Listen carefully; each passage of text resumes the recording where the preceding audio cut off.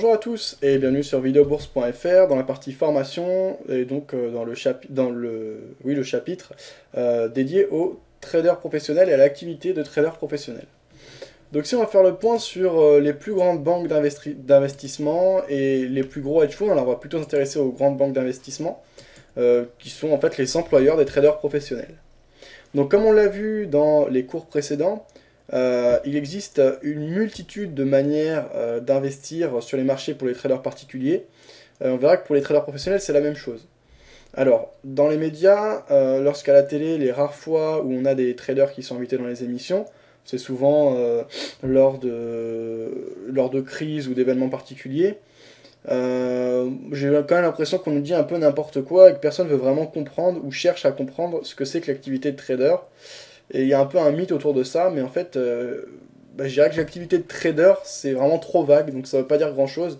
Il y a vraiment énormément de choses à faire sur les marchés, et des gens qu'on va appeler traders vont pouvoir avoir des activités tout à fait différentes. Et c'est tout à fait vrai dans le monde du trading professionnel. Alors, moi, j'ai jamais travaillé dans le monde du trading professionnel, je m'en suis jamais approché. J'ai jamais même côtoyé des gens. Alors, j'ai déjà parlé avec des gens qui étaient traders professionnels, notamment au salon du trading.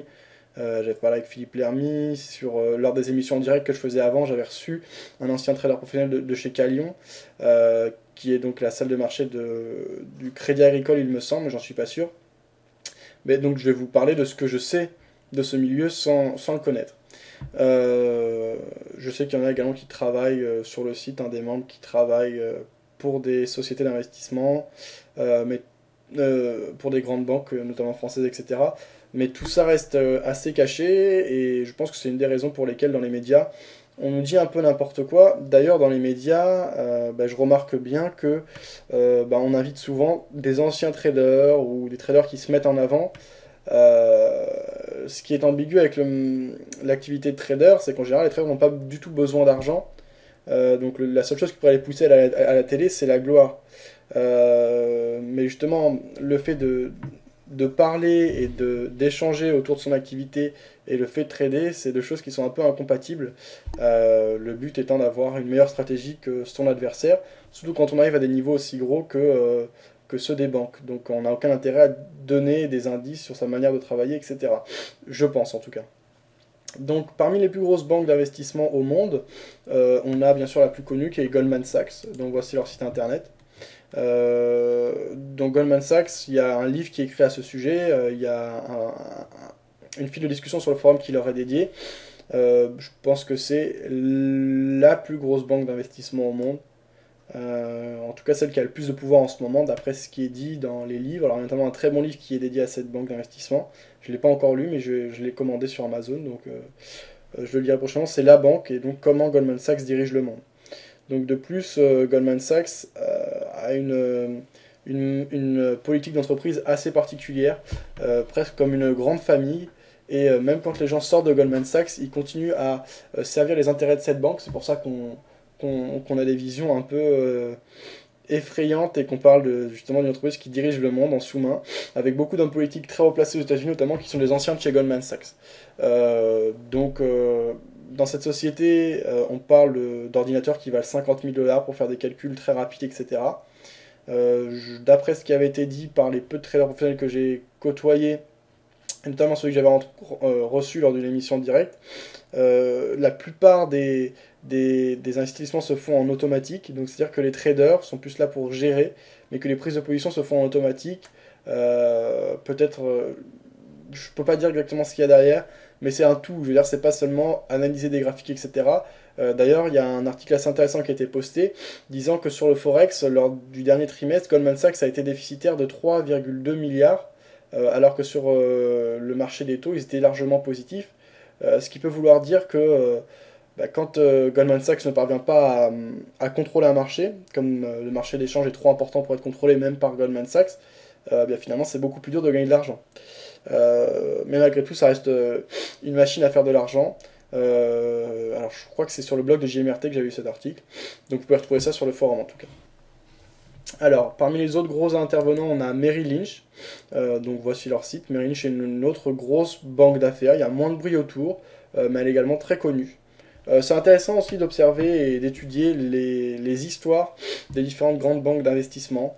Alors, je suis pas spécialiste du tout, mais apparemment, bah, c'est intéressant d'étudier l'histoire. Je veux pas dire de bêtises, donc je vais pas entrer plus en détail que ça. Je ferai des vidéos quand je serai mieux renseigné, que j'aurai des sources plus précises. Mais voilà, il y a des histoires à étudier, des points communs et des différences entre les différentes grandes banques d'investissement, etc. C'est intéressant aussi de voir d'où viennent leurs créateurs, etc. Euh, Tout ça, c'est assez passionnant si on s'intéresse au monde de la finance. Alors on a ensuite Rothschild. Leur site est vraiment très basique, mais c'est une des plus anciennes, peut-être la plus ancienne banque d'investissement. Hein, on voit sur leur site, depuis plus de 200 ans, la banque de Rothschild est au cœur des marchés financiers mondiaux. Donc 200 ans, c'est pas rien. On a JP Morgan, voilà la JP Morgan qui est très importante. Une autre banque d'investissement, beaucoup suivent leurs analyses, etc. On a beaucoup d'analyses de chez la JP Morgan qui publient. Leurs avis et leurs prises de décision ont un poids et un impact sur l'ensemble des traders, que ce soit professionnels ou particuliers. Donc il y en a aussi qui basent toute leur stratégie sur le fait de suivre, ou en tout cas d'essayer de suivre les positions de telle ou telle banque d'affaires, etc. Ça, je l'avais vu lors d'une conférence avec des traders qui essaient notamment sur le marché action de détecter les manières dont Goldman Sachs rentre sur le marché.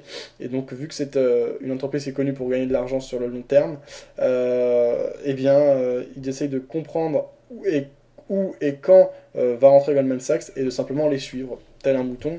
En tant que trader particulier, je pense qu'on n'a pas grand-chose d'autre à faire sur les marchés. Hein. Alors, dans le cadre des entreprises françaises, des grosses banques d'investissement françaises, alors en France on n'est pas du tout spécialisé dans l'investissement et dans la spéculation, on a tout de même quelques institutions, avec notamment BNP Paribas, qui a des bénéfices assez intéressants et qui a une partie banque bien sûr de dépôt et une partie de spéculation assez importante, avec des salles de marché, je crois notamment qu'il y en a dans Paris. Euh, Ils expatrient également plusieurs de leurs activités dans les paradis fiscaux, pour des frais moindres bien sûr. On a aussi la Société Générale, le Crédit Agricole via Calion, c'est ce dont je parlais tout à l'heure. Donc ça c'est au niveau des banques.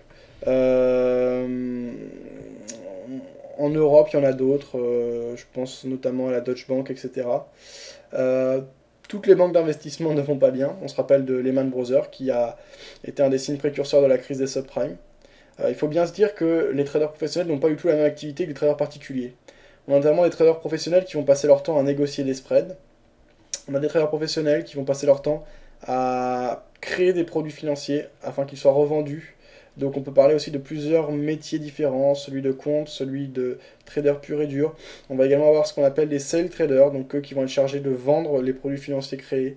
On va avoir des tas d'activités différentes qui ne permettent pas, à mon avis, d'englober l'activité dans le mot trader. J'ai l'impression que ce mot est un peu créé pour désigner un groupe de personnes dont on ne veut pas vraiment savoir ce qu'ils font, en tout cas qui protègent un peu leur activité. Et donc on dit trader pour qu'on sache un peu de quoi on parle, sans trop aller plus loin. D'ailleurs, quand vous en parlez autour de vous, souvent, quand vous parlez de trading, alors que ce sont des enjeux colossaux, hein, et c'est même le cœur du système économique mondial. D'ailleurs, ça c'est critiquable, je ne vais pas rentrer dans le détail, mais c'est intéressant de faire du débat entre justement une économie capitaliste purement entrepreneuriale et une société capitaliste basée sur la finance pure et dure, c'est-à-dire en grande partie sur la spéculation. Et quand on voit Goldman Sachs qui fait des choses comme avec la Grèce, donc qui peut à la fois travailler pour un pays, et donc là il s'agit d'un pays, donc derrière il y a un peuple, en l'aidant à maquiller ses comptes, etc., pour qu'il puisse rester sans problème dans l'Union Européenne, et que d'un autre côté il joue contre eux avec des produits financiers. Alors je sais pas si c'était prouvé ou non, mais apparemment c'est ce type de pratique qui a été employé. C'est assez vicieux et on peut se demander et on peut s'interroger euh, sur la morale dans tout ça et s'il ne faut pas réguler plus précisément ça. D'ailleurs, c'est ce qu'on essaye de faire, mais c'est très compliqué. Il y a des lobbies très puissants et puis bah, c'est les entreprises les plus puissantes du monde. Hein. Je pense que Goldman Sachs est l'une des entreprises les plus puissantes du monde, peut-être la plus puissante du monde. Il y a aussi des pétrolières qui sont très très puissantes et très influentes. Donc voilà.